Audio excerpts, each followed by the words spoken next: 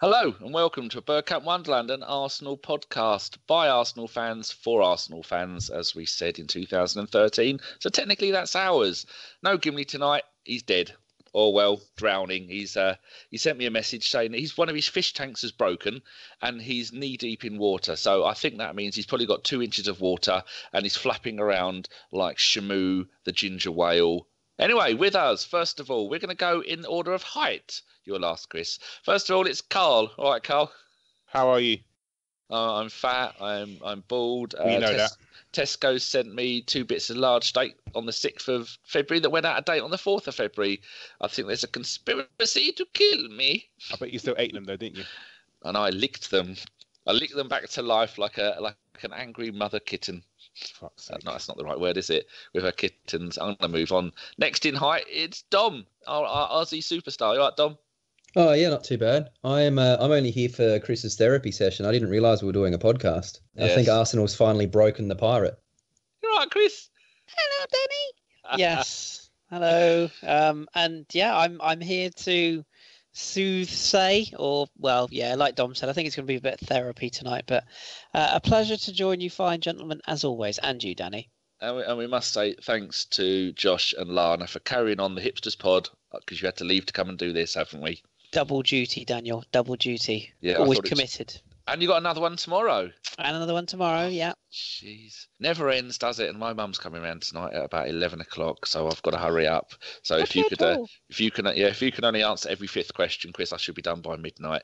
Sounds good. Right. So this is going to be when I hope. Well, I loosely host things. It's going to be more Tuesday Club than the way we usually do it with Gimli, because he's far more organised than I am. So on my list, I've got hello. We've done that, and the next thing down, we've got the North London Derby.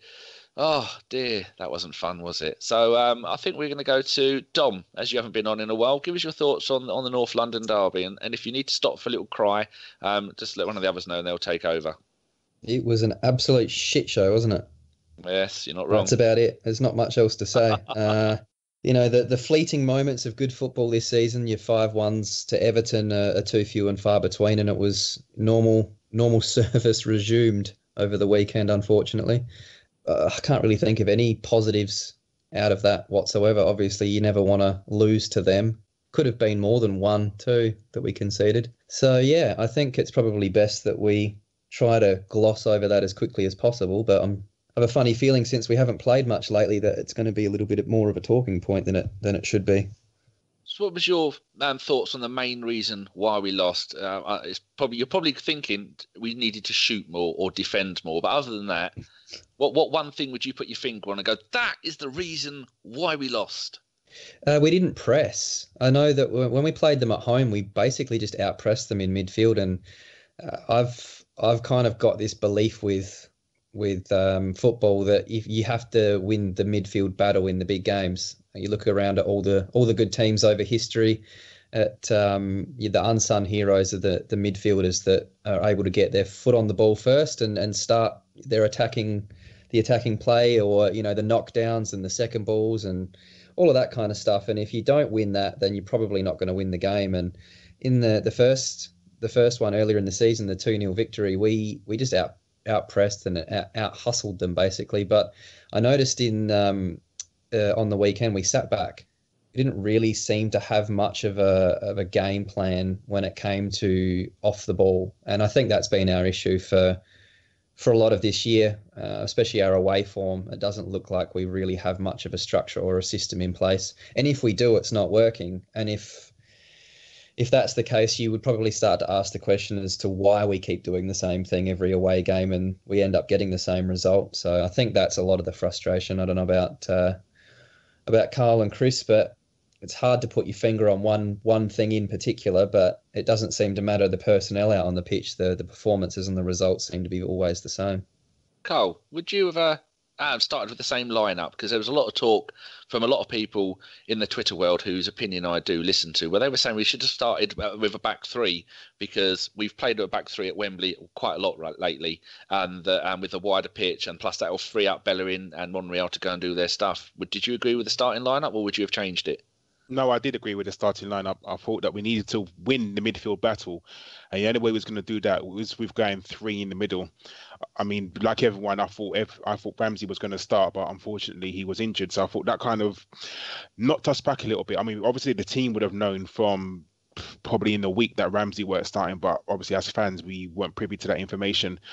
And I just think that the setup was right. We needed to go in midfield and we needed to win that battle. We needed to win every second ball or even the first ball. We just needed to, like Dom said, press him. And none of our midfield three did that. You know, El Nene was, I mean, in the first half, El Nene was the best player because he was the one that was breaking up the play, and Jack and Xhaka was just bloody missing. I can't remember anything that Xhaka done in the game.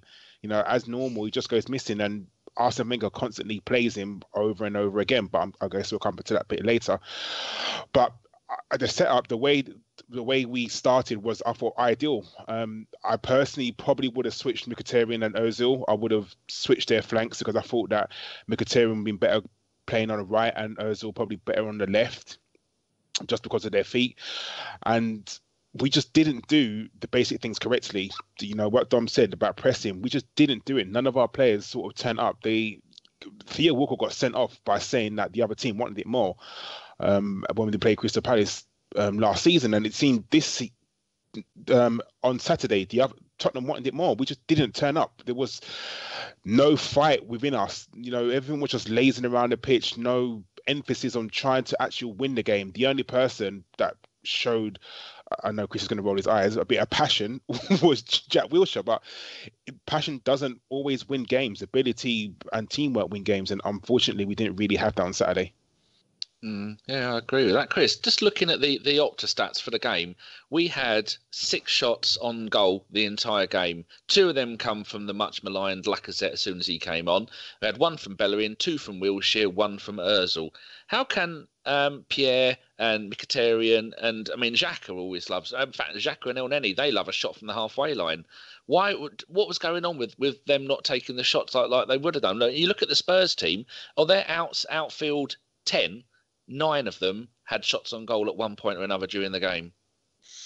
We Tom's touched on this a few times, and I agree with him. We don't have a different style of play. You know, it is so much. Steve uses the phrase crabbing, not in John's description for a change. It's, you know, sometimes we just seem to have one style of play, you know, pass it through the midfield, work it into the channels, pass it back inside, go back outside. And it's a bit tedious. You know, we've sold the one asset we had in terms of a longer ball or a cross into the box in Giroud. We'll probably touch on the strikers in a minute, but on Saturday, my sort of biggest fear, and a few other people that are well sort of knowledged up, if you will, that's a horrible phrase, but on Pierre-Emerick Aubameyang, is that there is no point in signing a striker of his quality or Lacazette's if you're not going to utilise their abilities and play to their strengths. And yes, obviously we missed 2 chances late on with Laka, but Aubameyang, just his work rate was fantastic. I thought he put in a real shift, but we never at any point, other than one time, I have to say, where he was sort of touch and go as whether he's on or offside, we didn't utilise him. And I don't want to harp back too far to the good old days, if you will, but if you looked at the Invincible side, yeah, we played on the counter-attack a lot of the time. We did play this sort of sleek, sophisticated passing style, but we had a different side to us as well. You know, we had the ability to cross the ball in. We had an ability to play through the lines, get in behind, swing crosses in. Now it's one way or no way, and you know, we've said it time and time again, but it's so frustrating watching us just faff around with no end product. Kris, if you were coaching against Arsenal, you were the manager on the opposition, what would you tell them as far as defensively? What would your instructions to the players be? Because I know what I would do, and it's the same as what I see every week. Yeah, I mean, I would press. I would press us, hassle us in possession, get our defence and our midfield running the opposite way, and exploit the hole between our midfield and our defence, and our midfield and our forwards, because we're so disjointed. And even when we play, whether we play a back 4 or a back 3, there always seems to be space in behind our fullbacks. And just but I mean, pressing is the key thing in possession. As far as getting pushed back deep, though, all opposition teams seem to do is just stack the box. They don't even worry about us getting down the flanks because we don't use them. There's no width in our game. So the amount of times I've seen a 2 rows of 4, but sort of condensed into just the box area, and we try to force our way through with that little one-touch play, and then we just get counter-attacked.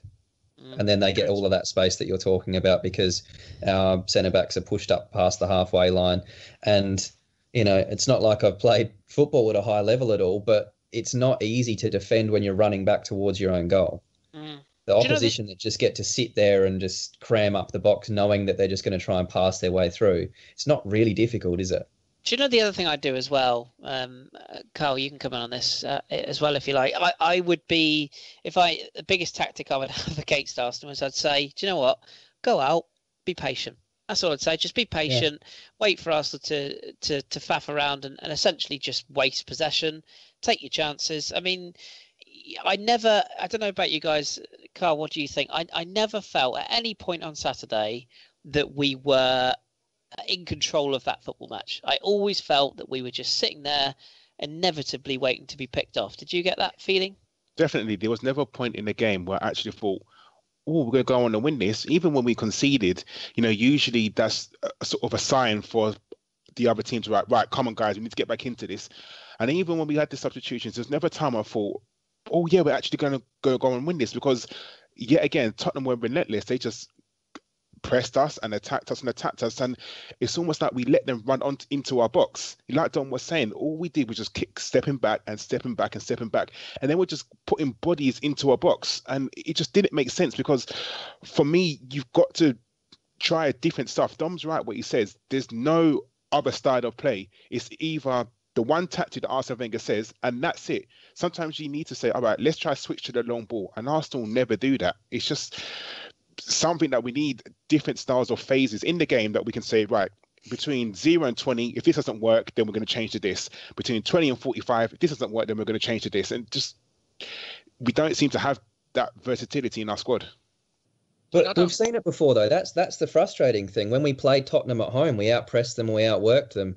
When we've played Chelsea this season, we definitely look like more of a unit. It's this away form against, well, not so much against Spurs, but against the lesser sides like Swansea, for example, where they're causing us so many problems, because it just seems like, do the team just turn up and think, oh, well, we can just play free-flowing football and we're going to be fine because it's just Swansea. They don't seem to dig in and knuckle down and put in the hard work against the lower teams. And it's just been happening for so long now. But wouldn't you say that it has something to do with the fact, I mean, you look at it, we conceded 1 goal, which for an away game, that's not too bad. I think our back 5 they weren't doing too bad. I mean, they didn't get great Opta ratings. I think there was one part halfway through the first half, for 15 minutes, we were running them ragged, mainly down the right-hand side. But then Bellerin is when we were playing at 3 at the back, I thought that would free up Bellerin to go and be an attacking right wing back, and it didn't really work out. So now he's having to play right back, right wing back, and at times right midfielder and right winger and right forward, and he's running up and down there like my mum would say, like a blue-arsed fly, and then it's not helping him with the other duties that he's got to do for the rest of the team. But when you look at it, they had 18 shots on goal, we only had 6. But to concede 1 goal away from home at a team that haven't lost at home in the Premier League all season, that's not too bad. And then you've got to look at the other thing, like Mkhitaryan and Pierre, they've only played so that was Mkhitaryan's 3rd game and Pierre's 2nd game for us. Should we take those things into consideration, that players have got to take time to settle in? You can't go away to one of the best teams in the best home teams in the league and go there and beat them with new players and maybe people not having played with them before. I know that Mkhitaryan and Pierre have played together before, but that was 2.5 seasons ago when they're both at Dortmund. What do you reckon, Dom? To be honest, though, Danny, it shouldn't have been 1-0. It really was more of a 3 or 4-0 performance from them, and they just didn't quite finish their chances. It's not like, those games that you have sometimes, especially going back a few seasons now, when the smaller teams, especially when they came to the Emirates, they would frustrate us. They would sit back and defend, and we'd have those games where we would have 10, 12 shots on goal, and they would go down and score from a corner, and they would either win 1-0 or it would be a draw or something. And you come away from that thinking, if we'd finished our chances, we should have battered them today. We don't have those performances lately. And that was one that Tottenham had, that they should have probably put 3 or 4 past us. They just didn't quite finish their chances. It was a bit of a battering, to be honest, Danny. It wasn't a close game. Let's be honest. I have Czech to thank for that, I suppose. But I mean, there must be Kris. You've seen a lot of Pierre and Mkhitaryan playing together at Dortmund. They can't just come back in with Ozil and then go, right, we're all back on form. So should we give them some kind of leeway? It's just unfortunate. I mean, the first game, they're all fantastic. I know it's the roller coaster of emotions being an Arsenal fan, especially if you're unfortunate enough to use Twitter. We were the best team in the world when we beat Everton. Now we're the worst team in the world. Should people give those two a little bit more time? And your very own, or our man, Lacazette, who we both. I mean, if you'd have looked back at this 2 years ago and gone, yeah, in 2 seasons' time, we're going to have Aubameyang, Mkhitaryan and Lacazette at Arsenal, we'd be going, we're going to win the World Cup, wouldn't we? It takes time. Yeah, absolutely. I mean, I'll maybe save the Lacazette thing for a separate part in a minute if you want, because I've got some things to go into on that. But yeah, with Aubameyang and Mkhitaryan, I mean, people have to remember, as good as we were against Everton were awful. I mean, I can't remember a side being that bad in the first half for a long time. It's nothing against our performance, because you can only beat what's in front of you, but you have to take it into isolation, and the spaces that Everton allowed players like Ozil, Mkhitaryan, and let's not forget Aaron Ramsey, who, despite his critics, was a massive miss on Saturday. His running, his ability to break the lines, his threat and ability to drive us from midfield was missing on Saturday, big time. And that's a mark of how much of a player he's become this season, how important he's become. But yeah, with Mkhitaryan and Ozil, you're playing 2 flair players. I saw a lot of Man United, fans getting all chipper on Twitter on Saturday. Oh yeah, it proves how shit Mkhitaryan is. And to be honest, it proves how shit their opinions are of a player who's fantastic, who was managed by a very crappy, scummy manager. But it's at Dortmund, Mkhitaryan and Aubameyang were scintillating together. The link-up play is brilliant, but it's going to take time. They're not at Dortmund anymore. They're at a different club, a different league, different style defences. It's going to take time. But we had a glimpse against Everton what they can offer us, and if we can get that 5 times out of 7, we'll be delighted. But we're not going to get it every week. But my biggest concern on the Saturday wasn't so much those 2 flair players, albeit they had poor games.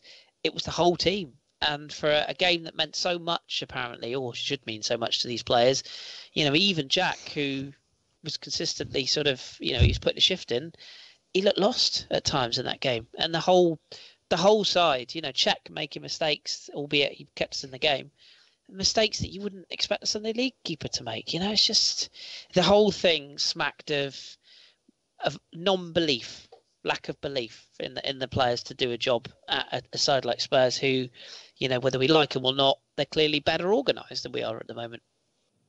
Yeah, Karl, 2 questions. Firstly, can we blame the rain? Sure, let's blame everything. Of course, it was raining like at a 45-degree angle, and obviously it was pissing there, and the sun was in their eyes, and there was leaves on the pitch, and the music was loud at Wembley. Oh dear! A serious question, Karl.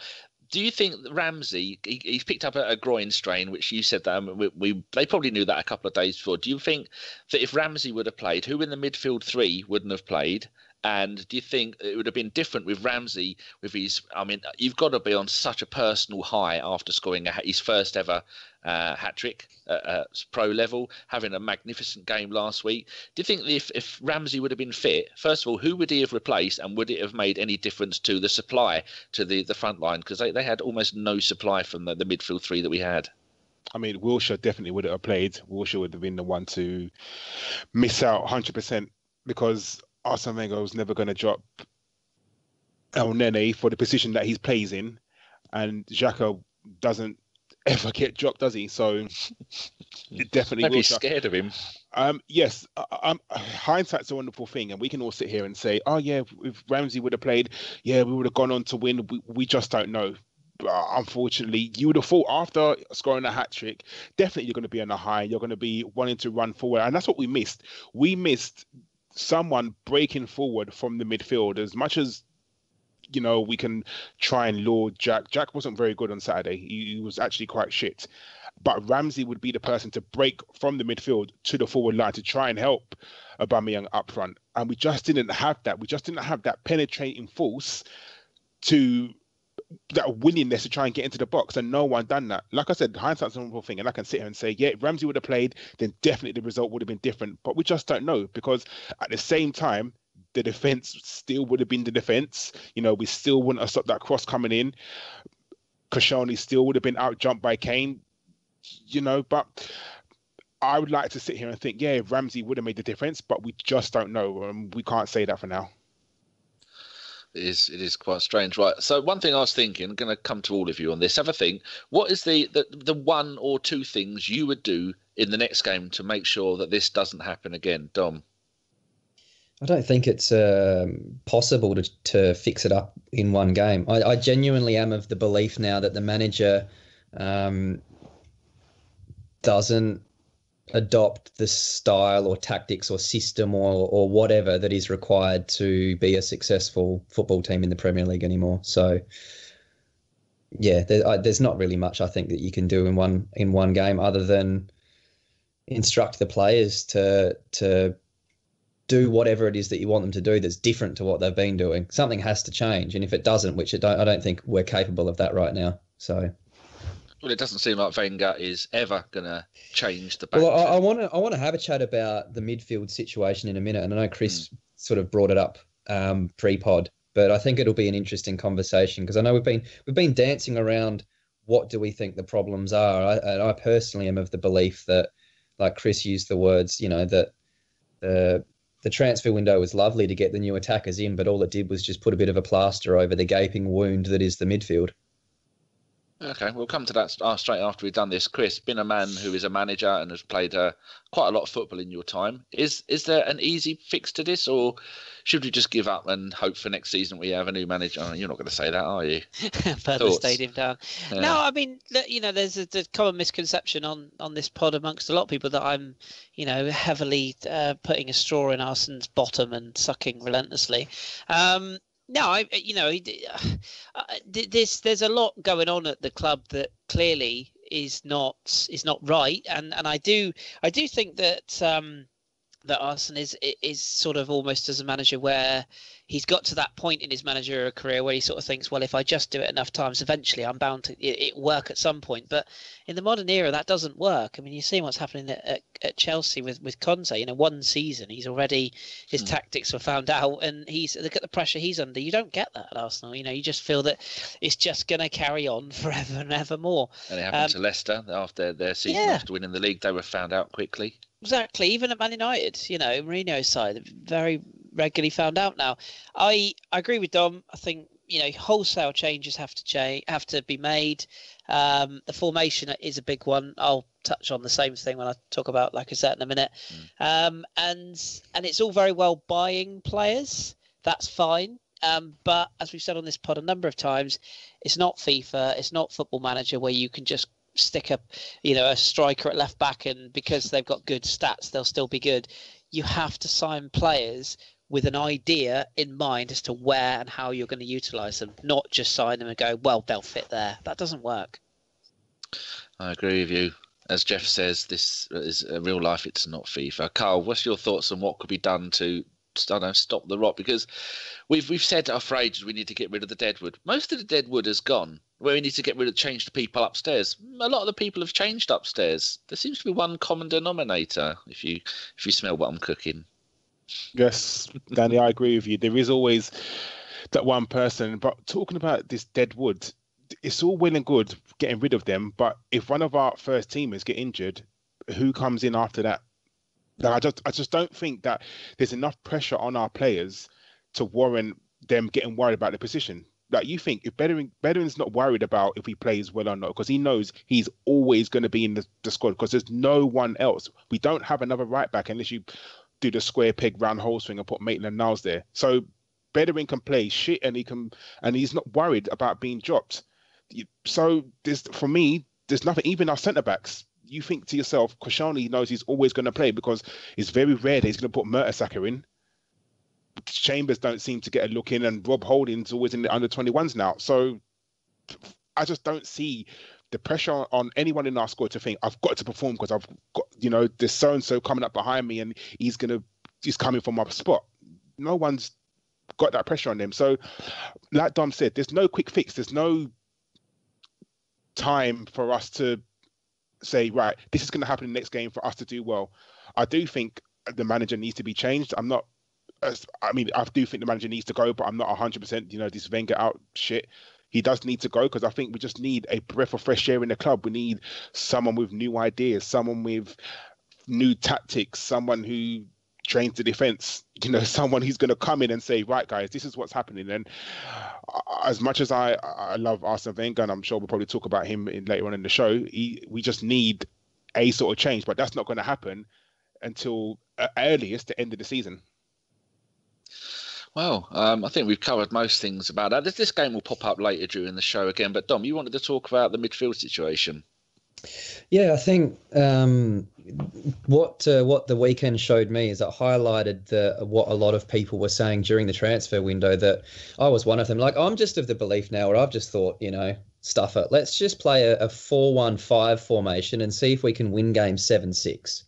Because trying to kind of grind out results is not going to happen because we just get rolled over too easily. So let's just see if we can put all the strikers on the field and just see what happens, because it'd just be hilarious. Then it really would be like FIFA. Then at least it'd be interesting to watch as well. But the midfield at the moment was the thing that everybody was talking about during the transfer window. Is, we need this mythical defensive midfielder. We need this person that's their job just to sit back and defend and break up play.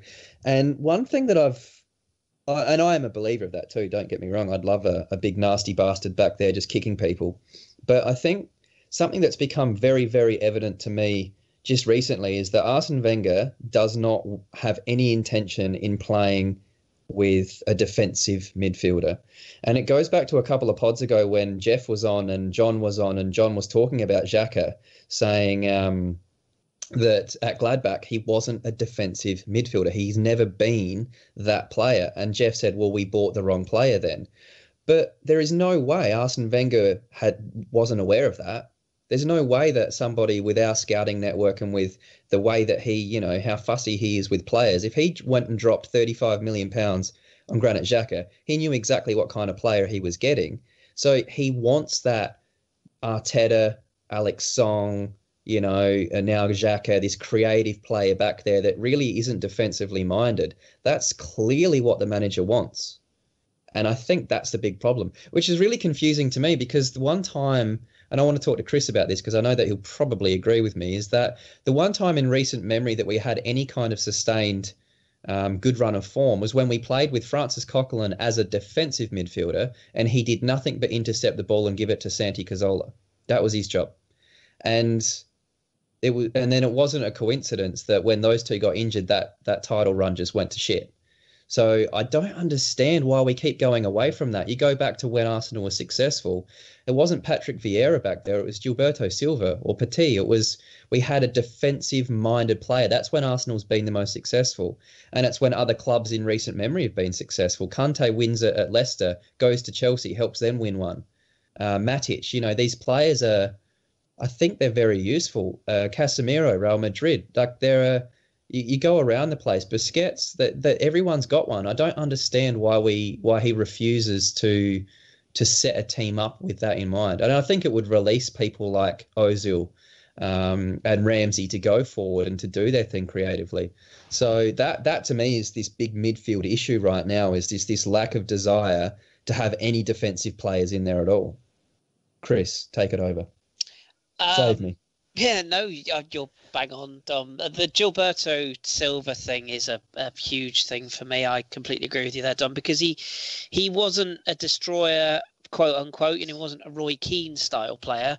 He almost broke the mould when he came into Arsenal. I remember when we signed him from Danny Atletico Mineiro, I believe it was. You might want to check that. Yeah, and he was nicknamed the Wardrobe. He was, yes. Wasn't he a centre-back? Yeah, the wall. It wasn't the wardrobe. The wardrobe was the bloke at Fulham, wasn't it? Papa Bouba Diop was the wardrobe. Yeah, he was a centre back, Dom, and Petit used to be a left back. Yes, and Gilberto ended his career as a centre back at Palmeiras, I think it was. So, but yeah, I mean, he was the key, and Edu was another one who was vastly underrated. Creative, but could tackle. And am I right in saying Ray Parlour worked his way back into that position before he was shipped out as sort of more of a deeper central midfield player? Kolo Touré had a bit of a role there as well. But the point I'd make is exactly what Dom said about the Coquelin thing. So many of our fans, to a degree, I understand, were packing Coquelin's bags before he, even got halfway out of Heathrow. That we'd already sent his bags to Spain, saying, "Oh, thank God, worst player in Arsenal's history." Blah blah blah. Look, I appreciate he wasn't the most technically gifted player, and never a goal threat. But he was asked at the end, Chris. He was asked to play central midfield and to be pushing up, and he's not good. He's not good at that. No, not at all. That's gonna be my point, because there's so many times you saw him bombing up the midfield, and you're like, no, that's not what we want. What we want you to do is not go past the halfway line. But it is what the manager wants, and that was the scary thing. It's all these things have started to align for me. Is that Arsene Wenger has said in an interview not all that long ago that he wanted Coquelin to get forward and to break up play up the pitch, or to do whatever it was that he was asking him to do, which A, didn't work, B, he wasn't good at, and C, he kept persisting with, even though he wasn't good at it. And the Santi Cazorla thing is an absolutely crucial and key point in that. I agree with you, Dom. I absolutely adore Santi, and I would like nothing more than him to make, even if it's one more appearance, so we can all say, thank you. But you have to move on from that. You can't keep relying on a player of his age to come back to anywhere near the level he was at before, with the injuries he's got, as you know, Dom. And also, you can't just rely on the fact that you can find another Santi Cazorla. I was just about to ask you about that, Chris, because I've spoken to OG about this before, and to me, and don't get me wrong, I'm just as big an armchair expert as the next guy. I really don't know what I'm talking about. I just make shit up. But to me, the thing with Santi in that role, and everyone keeps saying, we need a Santi replacement. We need a Santi. Well, that's as good as saying we need a Bergkamp or Henry replacement, because unfortunately his time at the club is done. And it's been such a long time since he was an integral part of the team that, it's just, unfortunately, that's just the situation that he's in. But the thing that made him so unique in that midfield role is that when teams did try and press us, he was the outlet. So Coquelin could turn the ball over and give it to Santi. And even though teams tried to win the ball back quickly, he just had that uncanny ability to just dink around players, or to hold players off twice his size, or to just dribble around, or, whatever it was. He very rarely got dispossessed. And it was that outlet where you knew, okay, just give it to Santi. Even though they're going to press us, he's going to be good enough to get out of it and to pass the ball on to a Ramsey or to a Ozil or whoever that can then just find the space that's obviously being created, because when you press, that's what happens. We don't have a midfielder now that can do that. And the thing is I don't know too many in world football that can do what Santi did with that particular skill. And so to say that we need a replacement, I don't think we do. I think we just need to move on from relying on any one player's individual talent. We need a system where it doesn't matter who's playing the role, the team functions the same way. And the other thing with Santi as well is, if you're going to play the style that clearly Arsene Wenger wants to play, the counter-attacking football, Santi had the ability to receive the ball deep, whether he could be under pressure from, there's lots of clips you can find on the internet where he's got three men around him, one little soft shoe shuffle, one foot to the other, and he's out of that position, and he releases then, doesn't it? And that's the thing that we don't seem to have, and that's what I'm thinking, like I said, the talk about Santi's great, and it would be awesome if he came back, but it's not going to happen, and we need to move on. As a club, we need to move on from that. But what I find is that we still play the same, hoping that all of a sudden Xhaka's going to be able to do that, and he can't. No. And even Jack's okay at it, but not to the same level that Santi was. And then what you're also missing is that we don't have the Francis Coquelin type player that is just sitting back and defending. But then what style of midfielder do we... I mean, I'm all second same as you guys. We don't need a Santi replacement. But then what style of midfielder do we need to fit into our midfield? either with the players that we got or to buy another player to come in and be that midfield linchpin. I think we need the defensive-minded one. I think we have enough in going forward where between someone like I'd love to see a formation where you had one proper holding midfielder. Then you have the diamond. Then it would be like potentially a Jack and Ramsey next to each other with Ozil further forward and playing a front two of Lacazette and Aubameyang. And people would say, "Oh, where do you fit Mkhitaryan in?" Well, you're never going to have Ramsey and Wilshere both fit at the same time anyway. So there's plenty of positions, there's plenty of room in that formation to kind of accommodate for everyone. But then I think you get what you're talking about. We don't play with width anyway. We don't have wingers at the moment. So why not try and be a little bit faster and a bit more direct and have that, two player in midfield. You could even, it's a better defensive setup too. But I don't think you need the central midfielder as much as we need to, I wouldn't say replace Granit Xhaka, but we need something more defensive than him. And we need competition in that area as well. I mean, there's so many, why is Granit Xhaka first choice every week? El Nene's actually impressed me a lot recently in the games he's come in. But why are we a side that can't change our tactics for home games and away games? But you know what I'd love to see? I'd love to see Maitland-Niles play that Xhaka role. Yeah, I'd love to see him have a go. Maybe in the Europa League we will, but I think it's probably more likely that he's going to play left back and Kolasinac will be on the bench still. It's a bit bizarre, isn't it? I'm just looking at Kolasinac from last season. How do you say his team? Because I say Schalke. That's not right, is it? Schalke 04. Last season, all competitions for them. It was in the team of the season, as we regularly say. But here's a few stats: 36 games, all competitions, 3 goals, 9 assists. Now, half of those he played as a left midfielder. Played 14 at left back, 2 at centre back, and 1 as defensive midfielder. And I thought, well, I'm going to have a look at the season before. He played 30 games, all competitions, 20 at left back, 3 at defensive midfielder, and 2 at left midfield.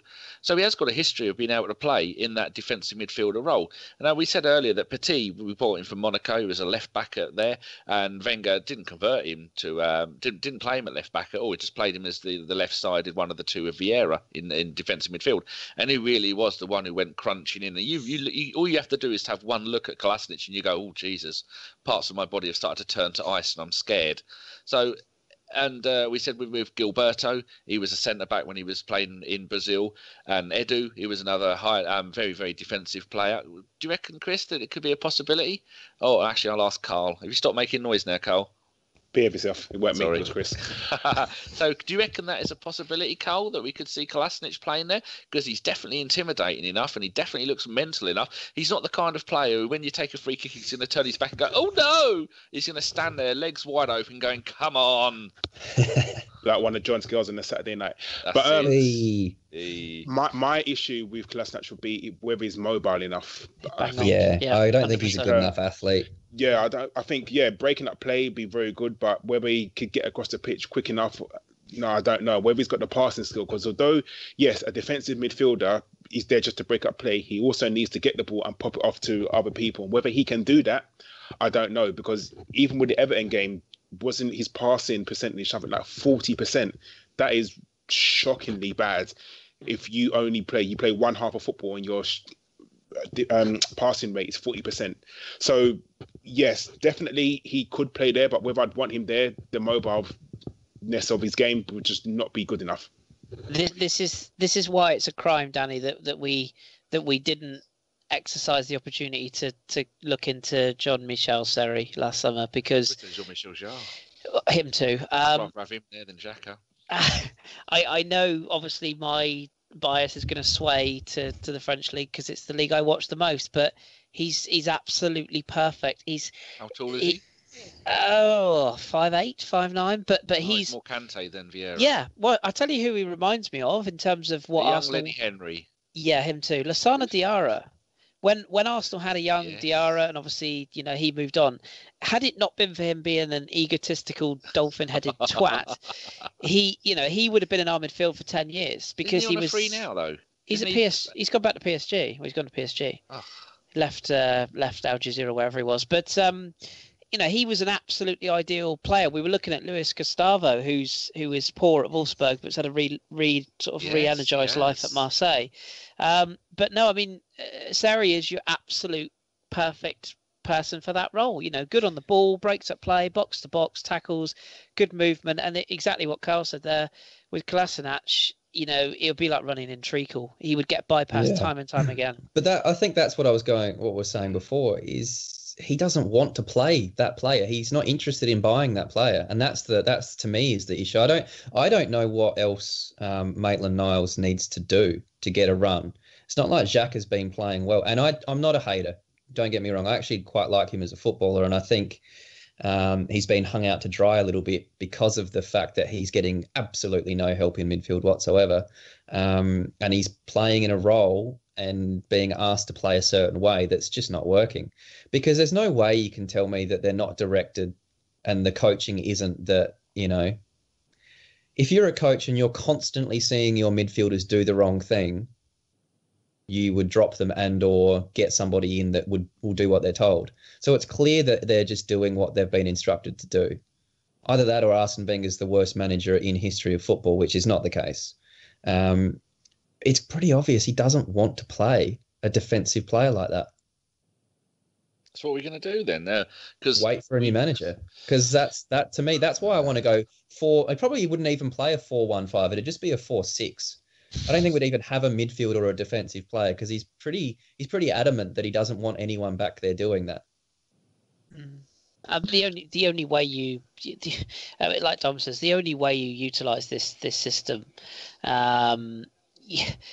is you basically go top heavy and you try, like Dom said, you outscore teams. I mean, Manchester City could do this because of the attacking talent they have, and they've moved De Bruyne back, but they've still got, as Dom said earlier, they still got Fernandinho. Sorry to cut you off, Kris. Just quickly, there was a few Man City fans that were all jumping up and down saying, look, you guys have got it all wrong. The press have got it all wrong. Fernandinho has been our best player all year. He's our most important player. Kante was the same at Leicester and then at Chelsea. And yet we just don't have that player. We're not interested in that player. And it's no surprise to me that since Nemanja Matic's form has dropped off, Man United look horribly exposed in the midfield area. Which is why they brought Michael Carrick back at the weekend. It's you have to have that type of player. I think Liverpool are probably the closest in terms of a model to Arsenal, in that Liverpool don't really have an out-and-out holding midfielder. Emre Can is sort of a glorified kicker in midfield. I don't particularly rate him personally myself, but he does a job in terms of breaking up the play. They don't really have a lumping sort of defensive midfielder. But even if you look at some of the clubs, PSG is a good example to use in that they've got all the money in the world, yet when they play Real Madrid on Wednesday, I bet you dollars to donuts, either one of Lassana Diarra or Thiago Motta will play in that midfield role because they need a holding midfield against Real Madrid, whereas in Ligue 1 they're playing Giovanni Lo Celso in that holding midfield role with Rabiot because they can get away with it because it's a lesser league. So why is it every other big team in the world consider they need to play a type of defensive midfielder apart from us? Well, that is the question.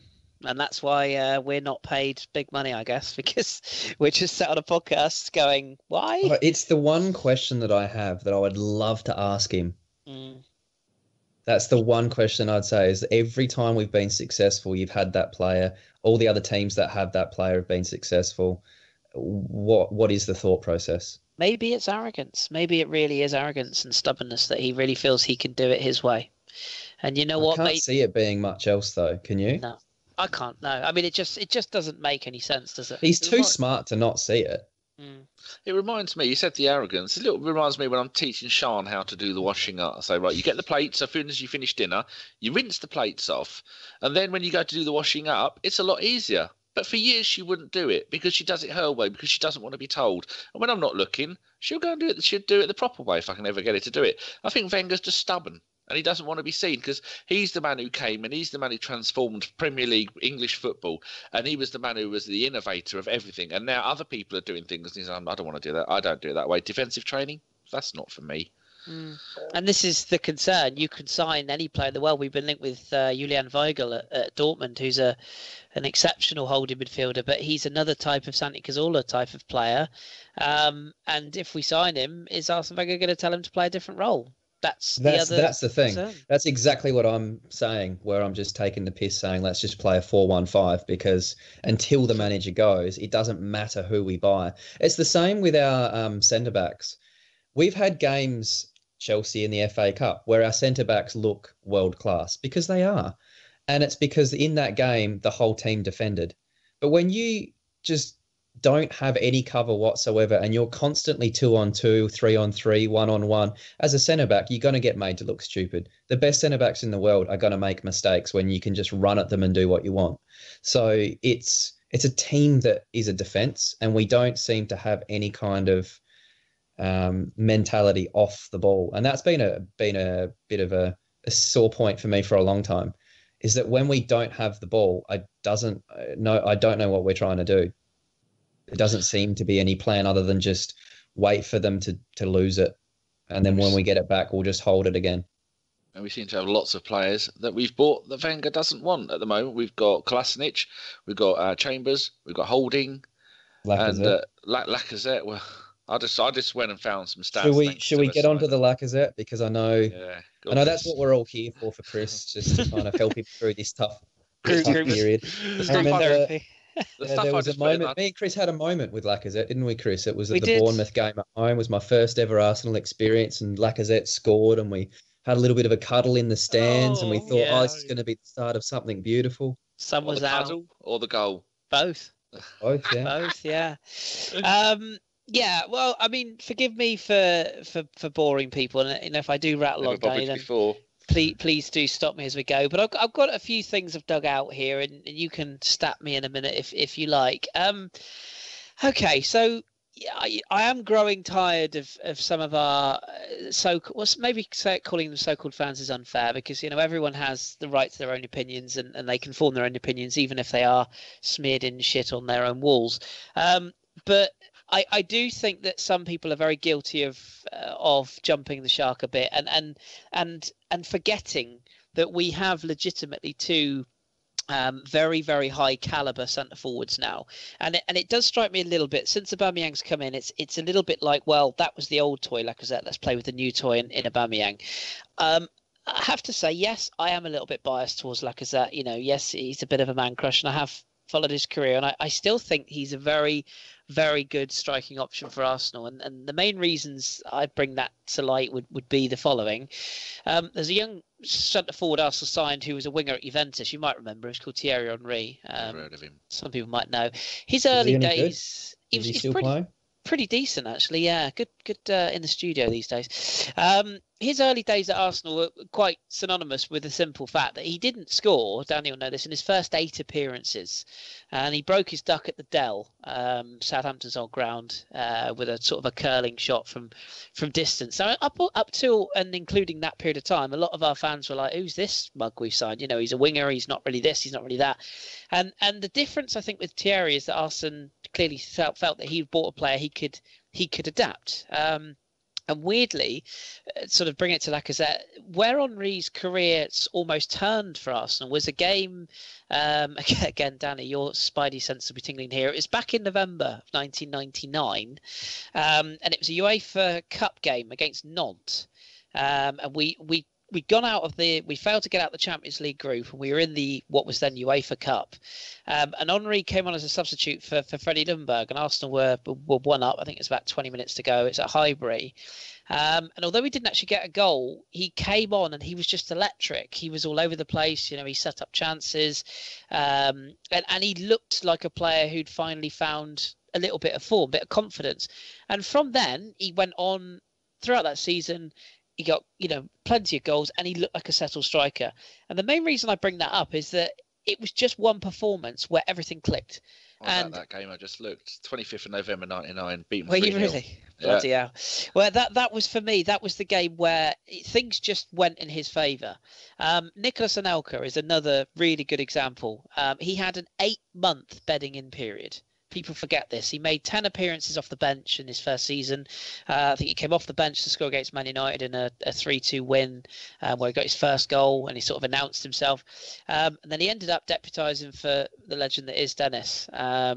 I think he got a couple of goals against Derby in that season, and it was 98-99, his second season, that was his huge breakthrough season. I think he played every single league game, and I think it was 16 or 17 league goals he got at the time. 16 or 17 league goals. It's not prolific, but it was a huge chunk of the goals that you'd expect your striker to get.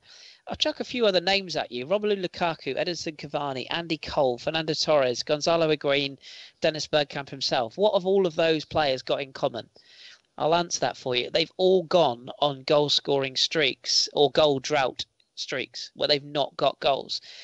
People forget Lukaku is the best example I can give, not because because I don't like him. I'm not a big fan, but more that in the current era, he went through a horrible streak at Man United where he couldn't hit a cow's ass with a banjo. He couldn't even control a cow's ass, let alone a banjo. And all of a sudden, gets a goal once or twice. He gets a bit of faith put in him, and he's back to the centre forward that people rate. And I think the thing with Lacazette, and the main thing that I want to shoot back at people with, these pillocks that are on Twitter burning shirts and that, honestly, they can just throw yourself off. Was it a Lacazette shirt they burnt? Oh yeah. I thought it was a Sanchez one. When you we can't. I mean, that's that's just some attention seeking from people that have never seen a pair of boobs before, because they're not Arsenal fans. So no, they're not. And I think people like that, you can't take their opinions seriously. But when you see, some people who've got legitimately, good views, people that I respect on Twitter who are just coming out and just slating a centre forward who, let's be honest, if you're a centre forward and you're signed by Arsene Wenger, Jace has brought this up previously, we could have gone like that for a lesser fee a season and a half ago. Arsene chose not to do that. He only really went after him this summer because he was the best of what was available at the time, and he felt he needed a centre forward. So he was already on a hiding to nothing. He's been substituted on a number of appearances. Don brought up the time when he started the game we watched where he looked good. His work rate is always consistent. He creates chances. He is selfless, and he looked decent. When he was on a goal scoring streak, he went on this spell where he couldn't get a goal for love nor money, and then his own manager, who's in the press bigging him up, saying his goals will come, goes out and spends 50 million quid on a centre forward, who comes in and immediately takes his place. That's going to affect a striker's confidence. And the only other thing I wanted to bring up about like a slightly sort of long-winded point that I'll condense, when he played for Lyon. For those who don't know, he was deployed in a 4-3-3 formation, in a system which perfectly suited his style of play. It suited him. He's another Thierry Henry in that for long stages of his career, he played out wide in a certain system. He came into the Lyon system, and a good example of this, if you want to YouTube it, feel free. The goals he scored he got a hat trick away at Nancy last season in August. Is that when the fans were on his back? No, this is when he was at Lyon. They turned against him for a while, didn't they? Yes, yeah, and basically they played him in a 4-3-3 formation, holding midfielder. Who'd have thought? Behind him, two sort of midfield, Tolisso and Sergio Dardera at the time, and then Nabil Fekir and Max Cornet in behind, was to the right and the left of him. Now, I genuinely think if you had a system where you had Mkhitaryan and Ozil, for example, flanking Lacazette, you'd find the player that I think we all thought we'd signed. He's not a Thierry Henry. That is far more an Aubameyang style of player, in his movement, in his size, in his structure of how he runs. Lacazette is a finisher. He's a goal scorer. He's the Francis Jeffers we never had, if you will. That's the sort of player. And if you plonked him into that era now, he'd get goal after goal. You can't sign a centre forward and a goal scoring centre forward, destroy his confidence, and then expect him to hit the ground running when you want to rely on him. And this is my biggest concern with Lacazette, and especially our fan base who, I'm not saying everyone's turned on him. This is a man who we are going to rely on if we're going to make anything out of this Europa League. And I will back him to come good on Thursday. I think he will. But this is a manager who's essentially given up on him, let's be honest, at the club, a £50 million signing that he's given up on, and yet in the very next breath, he's talking in today's press, oh, Lacazette just needs a chance, he just needs a goal to go in, and if he gets it, he'll be back on form. Well, here's a newsflash, Arsene. You've got to take a huge responsibility, a huge amount of responsibility for crushing this guy's confidence. Should he have scored on Saturday? Absolutely. The volley was appalling. It smacked of a player who had no belief in his own technique, and the finish towards the end, to me, actually, that was quite unlucky. I thought he took the shot well. His movement was fantastic. It's just one of those that goes either side of the post. He should have scored. I'm not defending him for that. But to write off a player, who's got a very, very high goal scoring rate, just for those who've forgotten, he got 203 goals in 100 appearances for Lyon. Yeah, I know, Farmers League, Feeder League, all that crap. You don't score 100 plus goals in your career if you're not very good.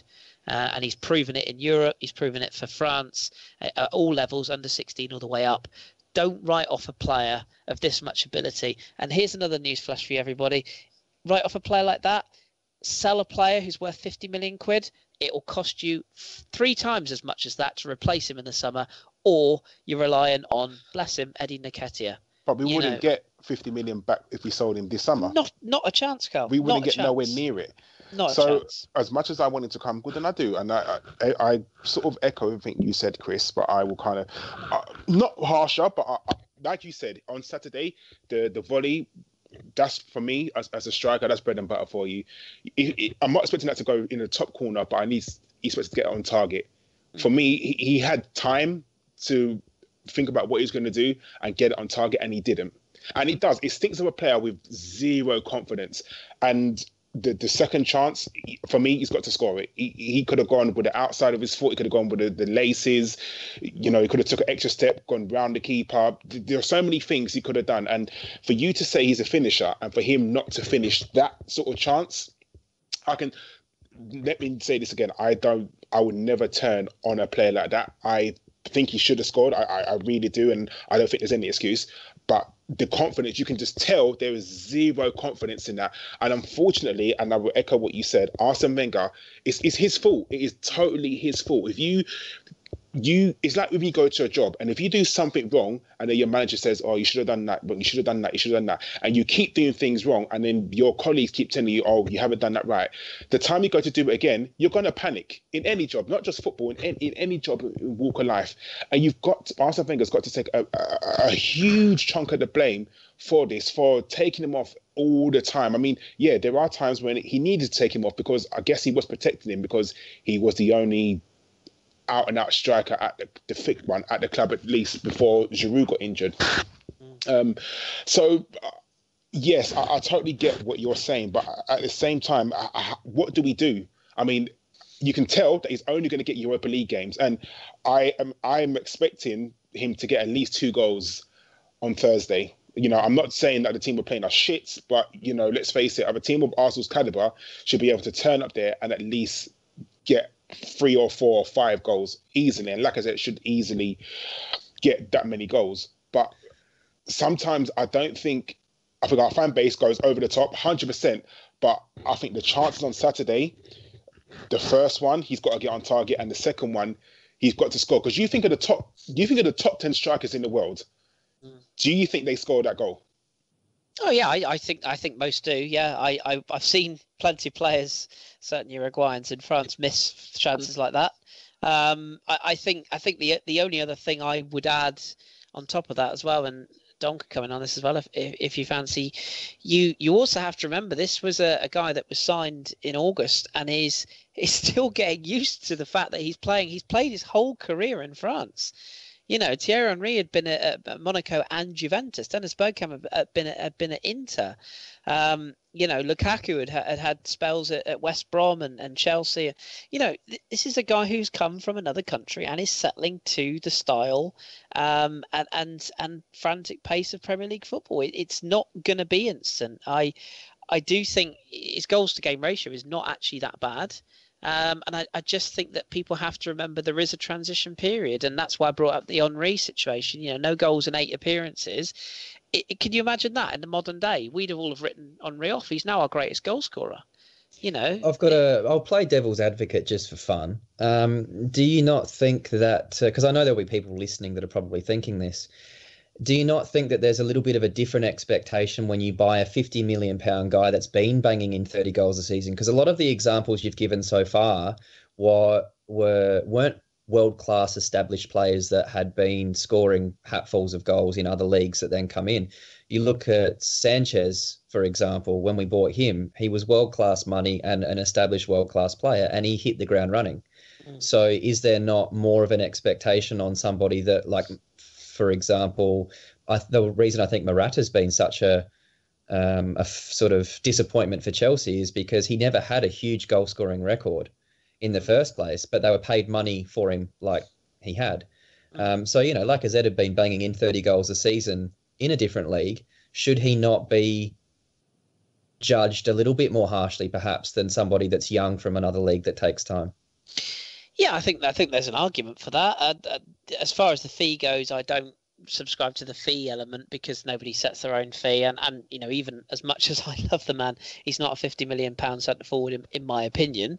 And if it was 10 years ago, he probably would have gone for half that. But he is a goal scoring finisher. And as you rightly say, if you're going to pay that much money, you do expect a player to take chances. But I just think that when a player is in a low ebb of confidence, I mean, it's almost like you would like him to have some time out of the side.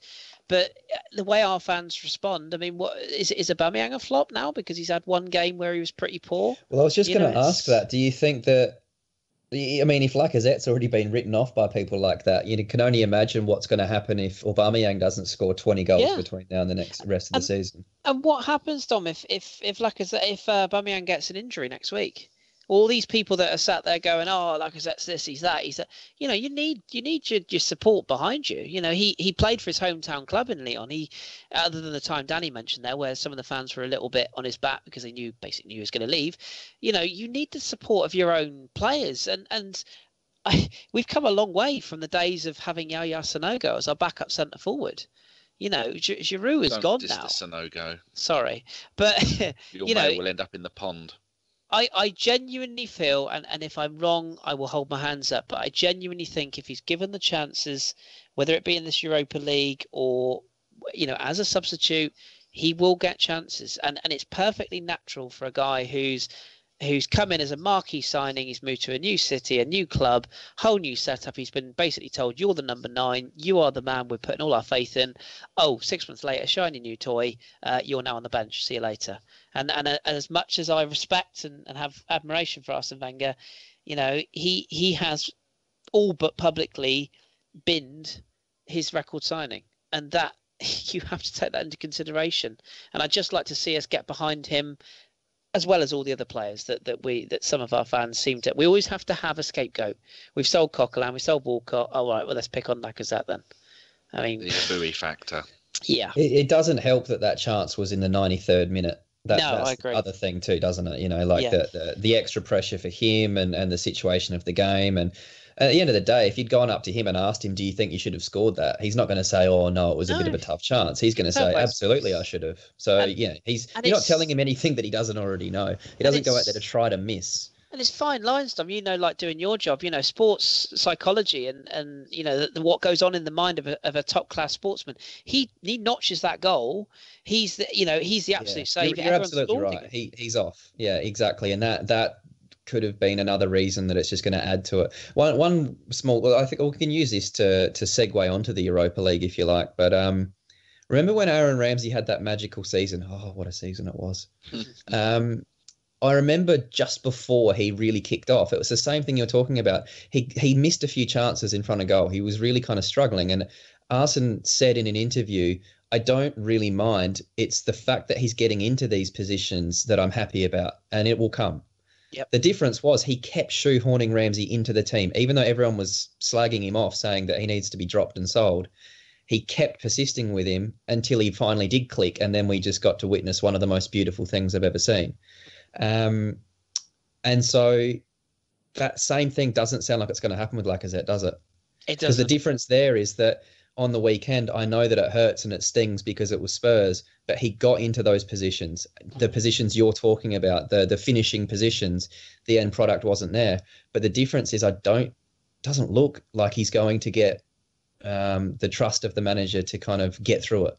It's almost like, well, yeah, I never really wanted you anyway, so I've just gone and got Aubameyang now. So, yeah. And if he ends up signing for Atletico Madrid in the summer, for example, or he moves on, watch him score goals. That's I agree. In a system that better suits his game, and you've also got the element of I don't want to turn this into a xenophobic wonderland. I do wonder if some of these so-called supporters would be quite as harsh if that was Jack Wilshere missing from that distance in the 90th minute. I do think there's a little bit of an element of, he's just a shit tin pot French striker from the shitty Farmers League. I do think there's a little bit of that. You can just look at Ramsey versus Wilshere, can't you? Everyone was talking about, does Ramsey start this week if he was fit? Of course he does. He just scored a hat-trick and he's in better form than Jack Wilshere. Yeah. That's just the end of it. And I know people will have probably having kittens listening to it, but the guy has been playing phenomenal football and has had end product, and Jack is still getting back into some kind of form. So speaking of that, now that we've just been talking about Lacazette for 4 hours, is he going to score a hat-trick against, I can't even... Danny, I want you to pronounce this Europa League team for me, since you are so good at pronunciation. Yeah, no problem. It's Östersunds, FK. Östersunds. Yeah. Before we go on to that, I've got a few stats about Lacazette if you want to hear them. I'm like Chris. You've heard me for years saying how much I like Lacazette, and I don't even watch football anymore. But people are going, he went 8 games without scoring a goal. Well, let's have a quick look at that. Those 8 games, we lost 1 away at Bournemouth. Or the rest of those games, only once did we not score. So it was only one game could you say his job or a striker's job wasn't done. The rest of it was collapses by defences. And then you look at those, so the 8 games, one of them he was played out wide, one of them he played 8 minutes, and then in 4 of them, he didn't even play the full game. He was taken off with about 20, 25 minutes to go. So you take all that into consideration, and then you can listen to this stat. He has played 26 Premier League games. In that 26 games, he has scored 9 goals, 4 assists, and 7 second assists. Now, if you add up the 2,000-odd minutes that he's played, that's the equivalent to 20 Premier League games. And that's if you divide it out by 90. So in 20 Premier League games, 9 goals and 4 assists. What's wrong with that on a bloke with his first season at a club? Plus, you take into consideration the fact that he was playing with Sanchez for most of that. Sanchez, who wouldn't give the ball to his dying mother if his life depended on it. Yeah. That's a great point. Yeah. I made a joke about this. Can you imagine Sanchez in the backyard with his dogs when he's throwing a tennis ball? I reckon he fetches it for him. He'd pick the ball up, he'd drop a shoulder, he'd run around a little bit, and he'd launch it over the back fence to somebody else's dog. Yeah, and you see the Messiah at Man United. What's he done? What's he doing there? Nothing. Exactly that. Exactly what he did for us. Run around, touch the ball 4 times, big Hollywood ball across the field, interception. Yeah, so I'll just have faith with him. Like we were saying, Henry went so long without doing anything. And then the second half of the season, like Chris said, he started doing it. And not that we should be putting him in the same bracket as those two, but he's a star player. He's the main man up front. And now that we've got, hopefully we can help him and Pierre play together. And it will work out, people. The problem is not really with the forwards. They need to click. The problem is with the tactics and not having the right players and the goal, just letting in too many goals. And I think confidence as well. I think all those things are all a combination of everything that's going wrong. But I reckon, imagine if he'd have played against Everton, he'd have scored 3 or 4 goals that game, and there would be no problem, would there? Stat padding. Just a quick question to everyone: does anyone actually think that we'll get rid of him in the summer? No, I hope not. That'd be pretty silly. I have a fear we might. I do have a fear we might. I think if we get a new manager, maybe he'll stay. Like it'll be more of a refresh. But if Arsene is there for another season, maybe he'll let him go. I don't know. My main concern, as Karl's just touched on there, is Griezmann at Atletico Madrid. He is going to go from Atletico Madrid in the summer, and that frees up a very big hole. And he was, Lacazette himself admitted, that was the move he wanted before he came to us. He wanted to move to Atletico Madrid, and I think if that opportunity comes back up again, I could see us cashing in. and well, cashing in, and then we're back basically where we started all over again, looking for another striker. And why why can't we have two world-class strikers? I was just going to say that. Look at the teams that do well. Yeah. Well, Man City have got Jesus and Aguero, and you don't hear too many issues about them sharing goals. No. I think, like you said, the issue is the transition, getting the ball up to the forwards fast enough that they can find room in dangerous areas to even just test the goalkeepers. Because at the moment, the build-up play is so slow that they're caught just in no man. Like, they've just got no help whatsoever. No. Don't you feed a dog on scraps? Feed a dog on scraps, you've got a skinny dog. Yeah. Unless it's at my house, you'd have a big fat dog, because I don't eat the fatty bits. Well, right. You'd be able to give them the out-of-date steaks, wouldn't you? Oh, they're still in the fridge if anybody wants them. The dream. Yes. So now we should. What's next on my list? I think we've covered everything. We should just say we were going to talk about our away form, but this has been depressing enough. Against Man City, Man United, Liverpool, Spurs, and Chelsea. All those away games in the Premier League. The last time we beat any of them was just over 3 years ago. Beat Man City 2-0 away. Wow, just let that sink in. That is a problem. In South America. I remember that game. That is more of a problem than Lacazette not scoring a goal every game, like people thought he was going to. Right, so we move on to the Europa League then, people? Well, we're going to win the Europa League. We need some kind of positivity, don't we? It's been a little bit depressing. I had Mr. Davies bending my ear for half an hour before the pod started, and he's convinced we're going to win both cups. Dear, oh dear. What's the It'd World be Cup? very Arsenal, wouldn't it? Yeah, I think we'll win the League Cup just because it would just be so Arsenal, wouldn't it? Well, Man City will be open to playing football. Just hopefully Ramsey will be back by then. I think he will be. It's only a short groin strain. So we're playing a Swedish team that I think was only founded in the mid 1970s. Ostersund's FK. I don't know if that's FK as in our mate FK. If it is, he probably owns a club. He's rich enough. So they have last season in the Swedish Super League. Allsvenskan, I think they call it. Allsvenskan. Yeah. Bless you. Yeah, 16 teams in that league, and they finished fifth. Actually, they finished above Norrköping. I mean, we played them in a friendly in the 70s, and I wrote them a letter saying, have they got any programs? They sent me a program all the way from Sweden. Good old Norrköping. I've still got it. And so they finished fifth in the league, but they managed to get through to the Europa League by beating Hemorrhoids FF. They beat them 2-0 in the Swedish Cup. It's Haeronose Sands. That's hemorrhoids, Swedish for hemorrhoids, I'm sure it is. So they were a pain in the arse. They beat them in the cup final. Very good. And we're playing them. This Thursday. That was brilliant. Playing them this Thursday, 6 o'clock at their place. I think someone said that the weather there is going to be about minus 20 degrees. Yeah, it's going to be freezing there. Wow. But they haven't started their season. I'm just looking at the games they've played. They've just played on the 9th of 3 days ago. They played in the Swedish Cup and they beat Trelleborg 3-0. The game before that was the end of January. They played in a club friendly against Lokomotiv Moscow, drew 3-3. The club friendly before that, GIF Sundval, they lost 1-0. And then their last proper competitive game, because that probably wasn't in the cup, was against Hertha Berlin on the 7th of December. They drew 1-1. So they don't exactly have a magnificent form when it comes to European games. They're not a very big team. They're managed by a bloke called Graham Potter. I don't know if he's any relation to Potter, Harry, or Potter, the Northern nightclub owner. What was his name? Phoenix Knights. Oh, yeah. Can't remember his name. Great series. They got 3 English players there, which I've never heard of any of them. Yeah. So, what's your thoughts on the games? Karl, you said that you think Lacazette's going to score a couple. What gives you so much confidence in it? I mean, to the best of my knowledge, are they full time? I don't think they are.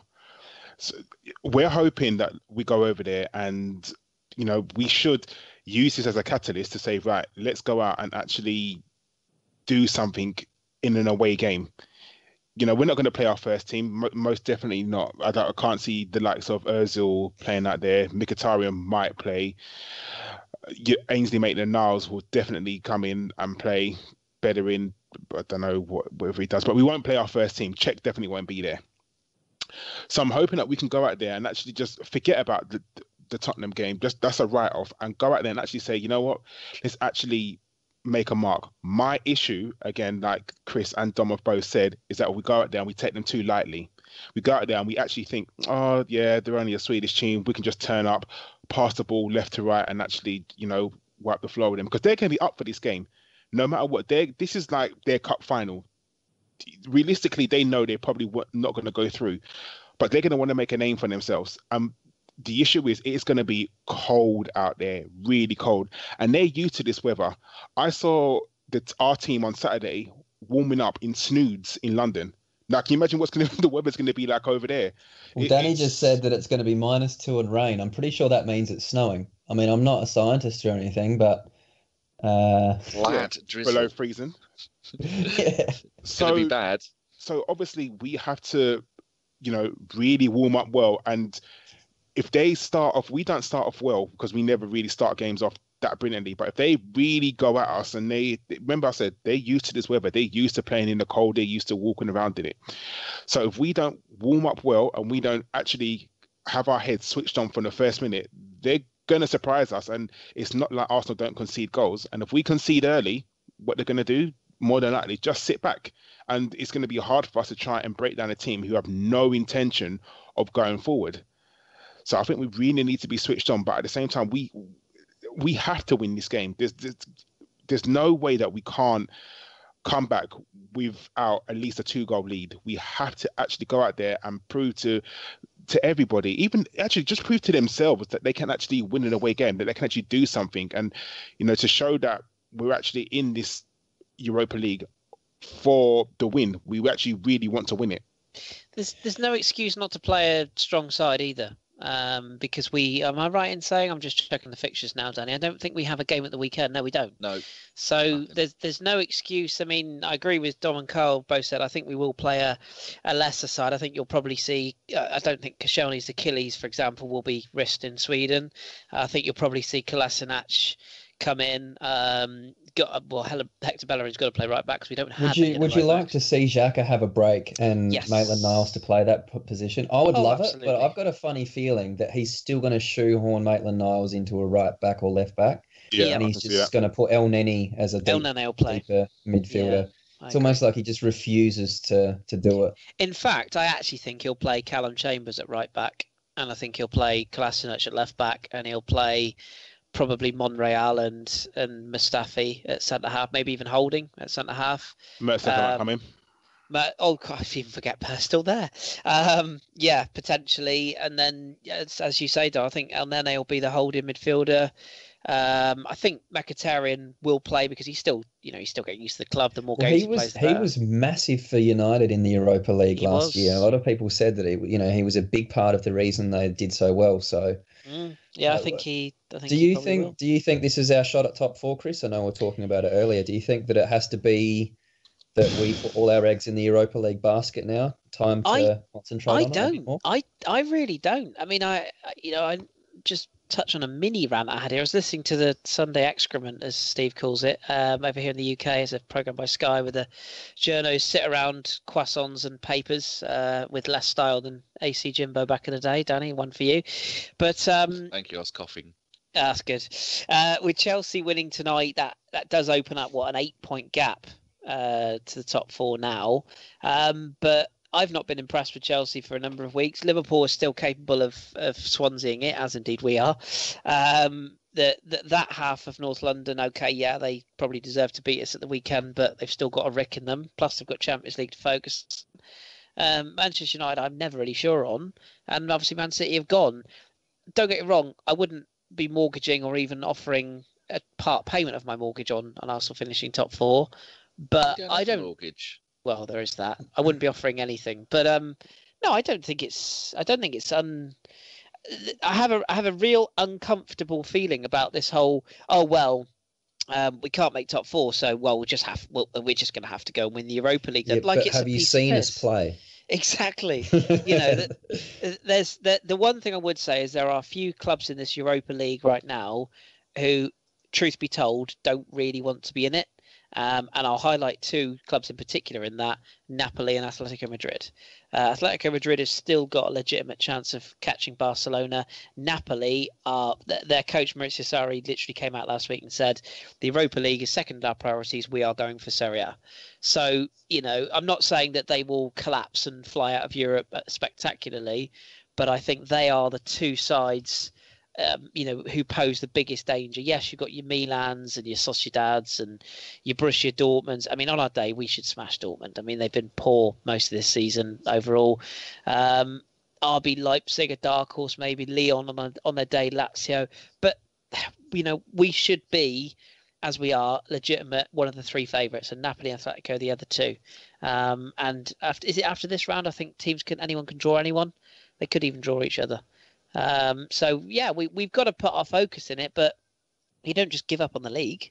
How interested were you guys in the Europa League at the start of the season? Honestly, because I wanted us to take it seriously. I wasn't hugely overly excited, but now I think our league form is just so woeful that it's just nice to have something different.